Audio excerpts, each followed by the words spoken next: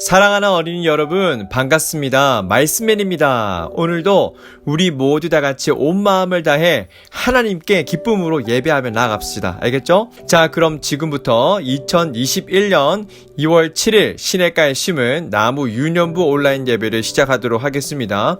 이 시간은 하나님의 말씀을 듣는 시간입니다. 오늘의 말씀 제목은 하나님의 아들이라는 제목으로 하나님의 말씀을 전하고자 합니다. 하나님의 말씀을 함께 볼까요? 오늘의 말씀은 마태복음 3장 17절입니다. 말씀맨이 여러분들을 대신하여 마태복음 3장 17절 말씀 읽어드리도록 하겠습니다. 17절입니다. 하늘로부터 소리가 있어 말씀하시되 이는 내 사랑하는 아들이요 내 기뻐하는 자라 하시니라. 아멘. 샬롬. 여러분, 오늘도 신나는 하나님의 말씀 속으로 들어가 보도록 하겠습니다. 오늘 말씀 속에 등장하는 주인공은 바로 하나님의 아들입니다. 여러분은 하나님의 아들이라는 단어를 들으면 먼저 누가 떠오르나요? 혹시 말씀맨과 똑같은 분을 떠올리고 있나요? 말씀맨은요, 예자로 이름이 시작되는 분을 떠올렸어요. 혹시 같나요? 자, 말씀에는 숫자 셋을 셀게요. 우리 서로 같은지 확인해봐요. 하나, 둘, 셋. 예수님! 우와, 여러분, 우리 서로 텔레파시가 통했나봐요. 맞아요. 오늘은 하나님의 아들이신 예수님에 대해서 말씀을 나눌 거예요. 예수님은요, 30살이 되어서 하나님 나라의 일을 시작하셨는데요.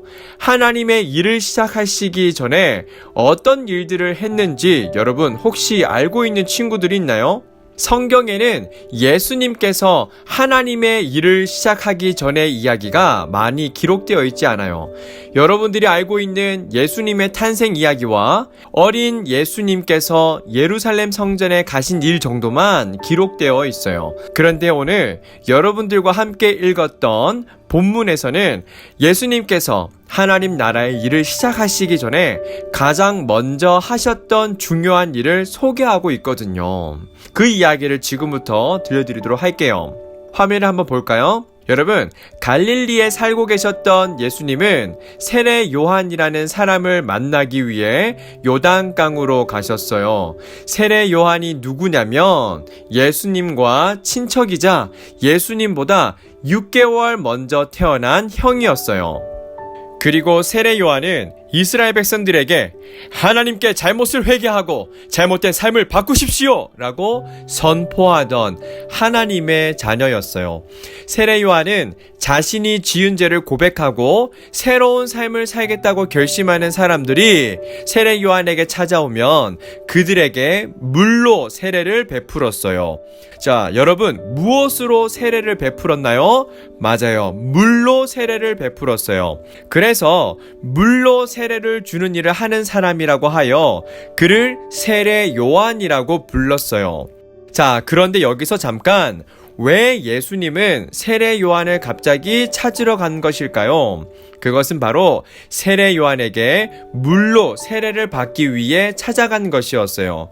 자, 그렇다면 여기에서 잠깐 세례가 무슨 말일까요? 세례라고 하는 것은 여러 의미들이 있는데요. 그중 세례는 이전의 죄를 깨끗하게 해주는 의미가 있어요. 즉, 우리가 잘못한 일들이 있다면 그 죄가 깨끗하게 해진다라는 그런 의미가 있거든요. 자, 이제 예수님께서 세례를 받으려고 요단강 물에 들어가시게 됩니다.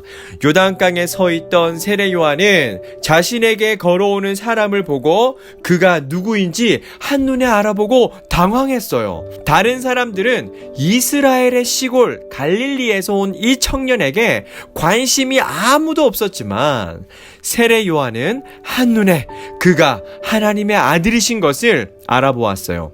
그리고 자신은 물로 세례를 주는 능력밖에 없지만 예수님은 성령과 불로 세례를 주실 분이라는 것도 잘 알고 있었죠. 또 예수님은 죄가 없으시기 때문에 세례가 필요 없다고 생각했어요. 그런데 자신에게 찾아와 세례를 달라고 말씀하시는 예수님을 보고 요한은 당황할 수밖에 없었죠. 그래서 세례 요한은 손사래를 치며 말했어요. 아닙니다. 오히려 제가 선생님께 세례를 받아야죠. 감히 제가 어떻게 선생님에게 세례를 베풀겠습니까?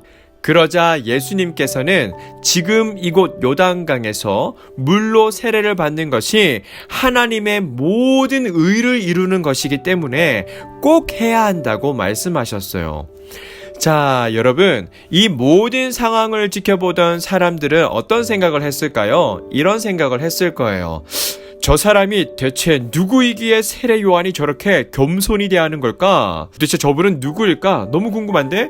이렇게 생각했을 거예요. 사람들은 모두 이런 고민을 하며 세례 요한이 예수님께 세례를 베푸는 장면을 유심히 쳐다보았어요. 예수님의 세례는 다른 사람들보다 특별한 세례가 아니었어요. 세례 요한은 다른 사람들에게 한 것처럼 똑같은 방식으로 물로 세례를 베풀었어요. 그런데 이상한 일이 일어났어요. 예수님이 세례를 받으시고 물에서 나오시자 놀라운 일이 눈앞에 펼쳐진 거였어요. 바로 마치 하늘에 문이 있는 것처럼 활짝 열리더니 하나님의 성령이 비둘기같이 내려와서 예수님의 머리 위에 머물렀죠. 그리고 하늘에서는 한 음성이 들렸어요. 이는 내 사랑하는 아들이요 내 기뻐하는 자라. 사랑하는 여러분, 이 세례를 두 눈으로 지켜본 사람들은 예수님이 누구신지 똑똑히 알게 되었어요. 바로 예수님은 하나님의 아들이신 것을 말이죠. 사랑하는 여러분, 말씀을 마무리하고자 합니다.